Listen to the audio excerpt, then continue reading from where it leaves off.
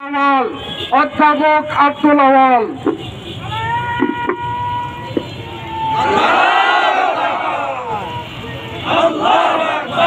আসসালামু আলাইকুম ওয়া রাহমাতুল্লাহি ওয়া বারাকাতুহু। ইন্নাল হামদালিল্লাহ ওয়াসসালাতু ওয়াসসালামু আলা রাসূলিল্লাহ। আম্মা বাদ।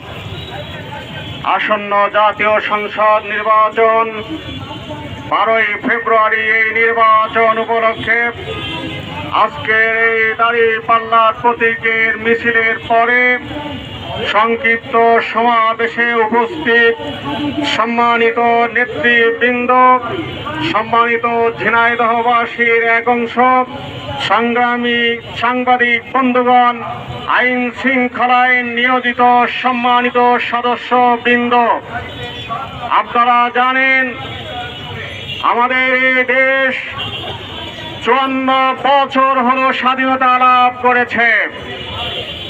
এই 54 বছরে বিভিন্ন রাজনৈতিক দল, মতবাদ এবং গোষ্ঠী তারা এদের শাসন করেছে। আমরা লক্ষ্য করেছি এই শাসন ব্যবস্থায় এ জাতির কোনো পরিবর্তন হয় নাই, এ জাতির ভাগ্যের কোনো পরিবর্তন হয় নাই। এর একটাই মাত্র কারণ, সেটা হলো এই সমাজে রাষ্ট্র দ্বারা পরিচালিত হয়েছে, যারা নেতৃত্ব দিয়েছে তারা ছিল দুর্নীতিবাজ এবং অসৎ নেতৃত্বের কারণে এই দেশকে বারবার দুর্নীতিতে চ্যাম্পিয়ন করা হয়েছে।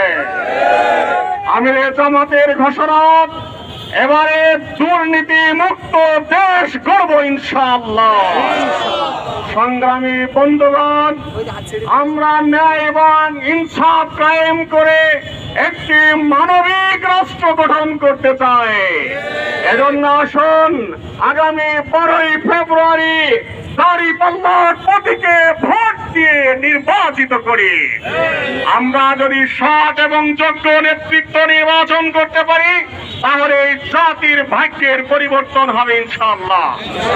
এই জাতি বারবার লক্ষ্য করেছে আমাদের যারা নেতৃত্ব দিয়েছে তারা জাতির পরিবর্তনের চেয়ে তাদের নিজেদের ভাগ্যের পরিবর্তন করেছে।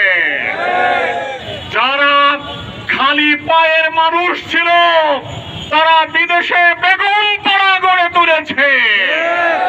আজকের বিশেষজ্ঞরা বলতে শুরু করেছে এদেশ বড় আজীব দেশ,